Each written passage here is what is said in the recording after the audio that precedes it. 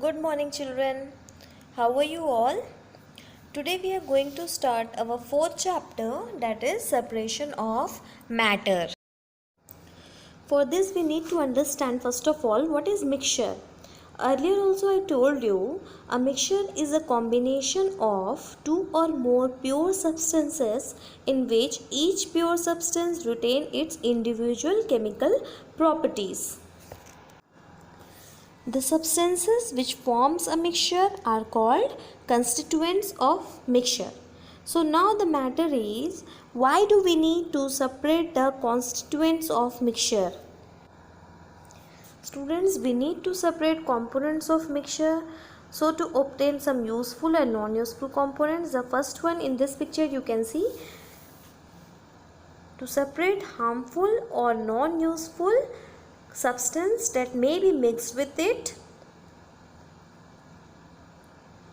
and secondly to separate even useful components if we need to use them separately.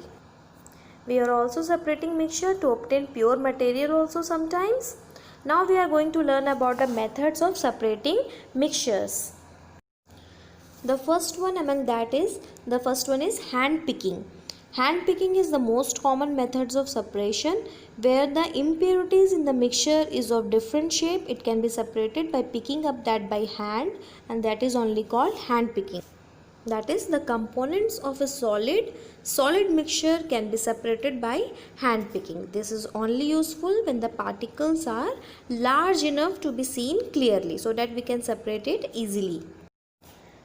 Next method is sieving. See in this picture, the impurities being bigger in size stay on the sieve, while the fine floor like particles or the fine particles through the small holes passes through the sieve. This method is known as sieving. So sieving is used to separate a dry mixture which contains substance of different sizes by passing it through a sieve. Our next method is winnowing and threshing. See the first photo. Threshing mainly used to separate grains from other parts by beating freely the grains. Here notice that beating freely the grains.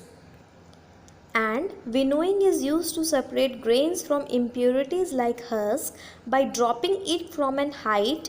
All light impurities are separated due to a fan or wind. See the second photo, that is the process of winnowing. See, this photo is of winnowing and this photo is of threshing. Our next method of separation is magnetic separation. See in this picture you can see a mixture of iron and sulfur is there, and if we bring a magnet close to it, magnet fillings get attracted towards the magnet and sulfur particles left behind. This process is only known as magnetic separation, where magnet is used for separating components of mixture. Our next method of separation is decantation. Students, in this, if you will take a mixture of water and sand in a beaker and mix it well, and if you leave it for undisturbed for some times, you will observe that sand settles down in the beaker, and because it is heavier, and this is only called sedimentation. But now when you remove the water from the upper layer and you pour the water in the beaker in such a way that the sand settles at the bottom, does not at all move, and this method is only known as decantation. Okay, you can see in this picture sand settles at the bottom. This is muddy water and that is alum. If we left them undisturbed for some times, clear water will come upwards and mud will settle down. This is only called decantation. Okay, when we pour it into it in the another container, clear water will pour in another container and mud will settle down. This is only called decantation process of separation. Next method is loading. Loading is a process which speeds up the sedimentation. In fact, loading is a faster process as compared to sedimentation.